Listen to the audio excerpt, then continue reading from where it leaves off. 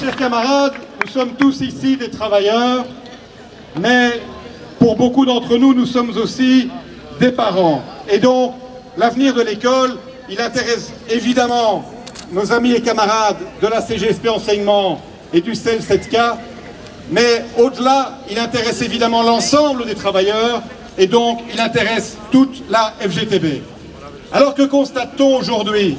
Aujourd'hui, faute de moyens adéquats, ce qu'on appelait l'ascenseur social de l'école est en panne. Les classes d'accueil, si vous voulez bien vous mettre en rang également.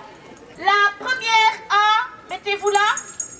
Deuxième année, ça vaut la peine. Vous êtes en deuxième année, vous avez déjà ta moustache.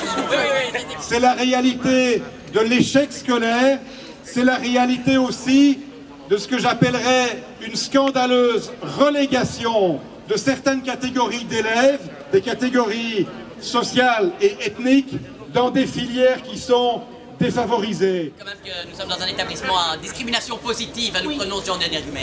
Nous voulons une école colorée, multiculturelle et sans frontières. Dans notre école, il y a de la place pour tous. Et puis, viennent se greffer sur cette situation déjà extrêmement difficile, extrêmement tendue, deux nouveaux phénomènes. Premier phénomène, c'est la pénurie de places dans les écoles que nous avons voulu illustrer aujourd'hui avec un peu d'humour. C'est vrai, la population bruxelloise est en forte augmentation et on devrait construire, tenez-vous bien, 80 écoles d'ici à 2020, c'est quelque chose de gigantesque. C'est un moment de très grande émotion, je vous assure. Venez déjà rentrer. Mettez-vous bien On en met une bonne cinquantaine dedans, parce qu'il faut bourrer les classes. Rentrez bien dans l'école, merci. Voilà. Allez, arrêtez un peu de discuter. Allez, entrez s'il vous plaît, entrez. Voilà, c'est rentré. Les claustrophobes, entrez. Voilà. Très bien. Et bien voilà. On peut encore mettre. Voilà. Une école où il y a de la vie, vous pouvez l'entendre. Une école où ça vit. Une école où les enfants se sentent à l'aise.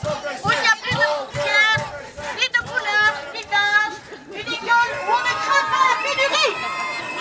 Et la deuxième pénurie que nous vivons aujourd'hui, c'est une pénurie d'enseignants qualifiés qui est due au fait que les conditions de travail se sont fortement dégradées au cours de ces dernières années. Nous sommes à la recherche d'un professeur de néerlandais pour pouvoir dispenser la belle langue de Vondel. Approchez-vous, monsieur. Très bien, vous êtes engagé. Il nous manque également un professeur de français. Vous êtes madame Madame Carton. Ah, madame Carton, eh bien, vous êtes vraiment engagée. Il nous manque également un professeur d'histoire. Vous êtes monsieur? Je suis monsieur Azaou. Voilà, monsieur Azaou, si vous pouvez vous présenter brièvement à nos nouveaux étudiants. Oui, volontiers, madame la directrice. En fait, j'ai eu une classe chez vous parce que vous manquiez de professeur. Et donc, je vais essayer de donner l'histoire avec le peu de connaissances que j'ai de cette matière. Voilà. Oui, c'est bien, on ratisse large, ne vous inquiétez pas. Eh bien, c'est une excellente initiative, merci. Nous allons faire entrer, s'il vous plaît, nous allons faire entrer la classe de première A qui va s'installer sur les bancs que nous avons disposées ici. La classe de monsieur le professeur. Alors pour conclure, je voudrais vous dire notre ambition, notre commune ambition. Je salue la présence d'énormément de responsables de centrales professionnelles, ce qui montre que nous travaillons bien ensemble dans cette région.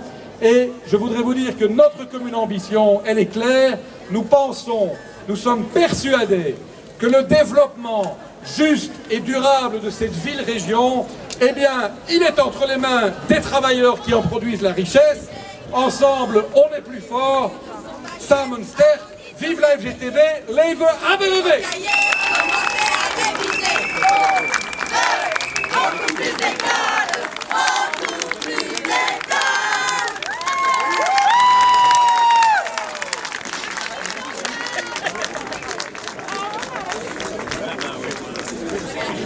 professeur le seul que j'ai.